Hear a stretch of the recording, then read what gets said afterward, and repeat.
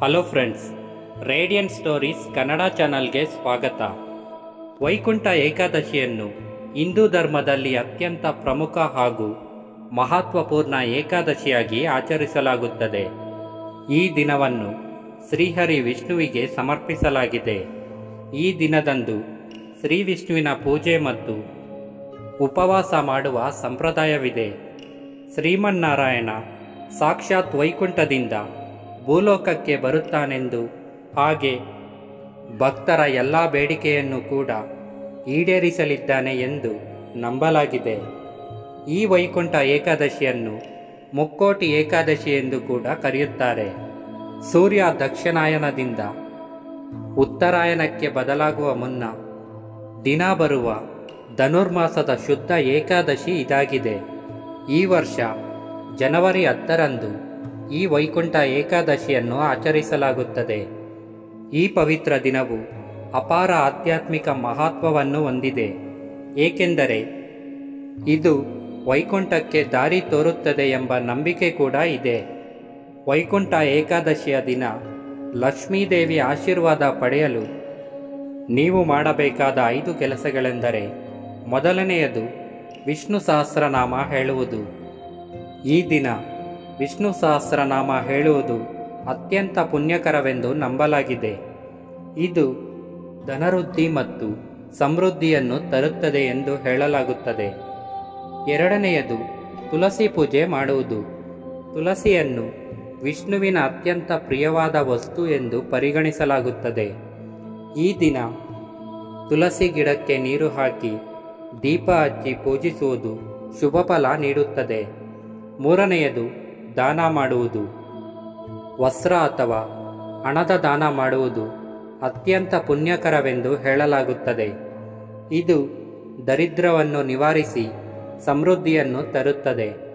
ನಾಲ್ಕನೆಯದು ಮಂತ್ರ ಜಪ ಮಾಡುವುದು.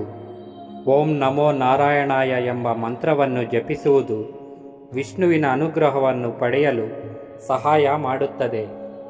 ಐದನೆಯದು ವಿಷ್ಣು ದೇವರ ಮೂರ್ತಿಗೆ ಹಾಲು ಅರ್ಪಣೆ ಮಾಡುವುದು. ಈ ದಿನ ವಿಷ್ಣು ದೇವರ ಮೂರ್ತಿಗೆ ಹಾಲು ಅರ್ಪಿಸುವುದು ಅದೃಷ್ಟವನ್ನು ತರುತ್ತದೆ ಎಂದು ನಂಬಲಾಗಿದೆ. ಈ ದಿನ ಶುದ್ಧವಾಗಿರುವುದು ಬಹಳ ಮುಖ್ಯ. ಸತ್ಯವನ್ನು ಆಚರಿಸಿ ಇತರರಿಗೆ ಸಹಾಯ ಮಾಡಿ ಕೋಪ ದ್ವೇಷವನ್ನು ತೊರೆದು ಶಾಂತಿಯಿಂದ ಇರುವುದು ತುಂಬ ಮುಖ್ಯ. ಈ ಎಲ್ಲ ಕೆಲಸಗಳನ್ನು ಮಾಡುವುದರಿಂದ ಲಕ್ಷ್ಮೀದೇವಿಯ ಆಶೀರ್ವಾದ ಸಿಗುತ್ತದೆ ಎಂದು ನಂಬಲಾಗಿದೆ. ಆದರೆ ಇವುಗಳನ್ನು ಮಾಡುವಾಗ ನಿಮ್ಮ ಹೃದಯದಲ್ಲಿ ಭಕ್ತಿ ಇರಬೇಕು. ವೈಕುಂಠ ಏಕಾದಶಿಯಂದು ಏನು ಮಾಡಬಾರದೆಂದರೆ, ವೈಕುಂಠ ಏಕಾದಶಿಯಂದು ಕೆಟ್ಟ ಆಲೋಚನೆಗಳನ್ನು ಮಾಡಬೇಡಿ. ವೈಕುಂಠ ಏಕಾದಶಿಯ ದಿನದಂದು ಸುಳ್ಳು ಹೇಳಬೇಡಿ, ಕೋಪಗೊಳ್ಳಬೇಡಿ. ಈ ದಿನ ಮಾಂಸಾಹಾರ ಸೇವಿಸಬೇಡಿ ಮತ್ತು ಈರುಳ್ಳಿ ಮತ್ತು ಬೆಳ್ಳುಳ್ಳಿ ಸೇವಿಸಬೇಡಿ. ವೈಕುಂಠ ಏಕಾದಶಿ ದಿನವನ್ನು ಧಾರ್ಮಿಕವಾಗಿ ಬಹಳ ಮಹತ್ವದ್ದಾಗಿದೆ. ಈ ದಿನದಂದು ಶ್ರೀ ಮಹಾವಿಷ್ಣುವಿನ ಆರಾಧನೆ ಮತ್ತು ಉಪವಾಸ ಮಾಡುವುದರಿಂದ ಮನಸ್ಸಿನಲ್ಲಿರುವ ಕಲ್ಮಶಗಳು ದೂರವಾಗುತ್ತವೆ. ಮನಸ್ಸು ಶುದ್ಧ ಮತ್ತು ಪವಿತ್ರವಾಗುತ್ತದೆ. ಈ ದಿನ ವಿಷ್ಣುವನ್ನು ಪೂಜಿಸುವುದು ಮತ್ತು ಉಪವಾಸ ಮಾಡುವುದರಿಂದ ಮನೆಯಲ್ಲಿನ ತೊಂದರೆಗಳು ದೂರವಾಗುತ್ತವೆ. ಅಷ್ಟೇ ಅಲ್ಲ, ಮನೆಯಲ್ಲಿ ಸುಖ ಸಂತೋಷ ಸದಾ ಇರುತ್ತದೆ. ಈ ದಿನದಂದು ಪೂಜೆ ಮತ್ತು ಉಪವಾಸ ಮಾಡುವವರಿಗೆ ಮೋಕ್ಷ ಪ್ರಾಪ್ತಿಯಾಗುತ್ತದೆ ಮತ್ತು ಸ್ವರ್ಗವನ್ನು ತಲುಪುತ್ತದೆ ಎಂದು ನಂಬಲಾಗಿದೆ.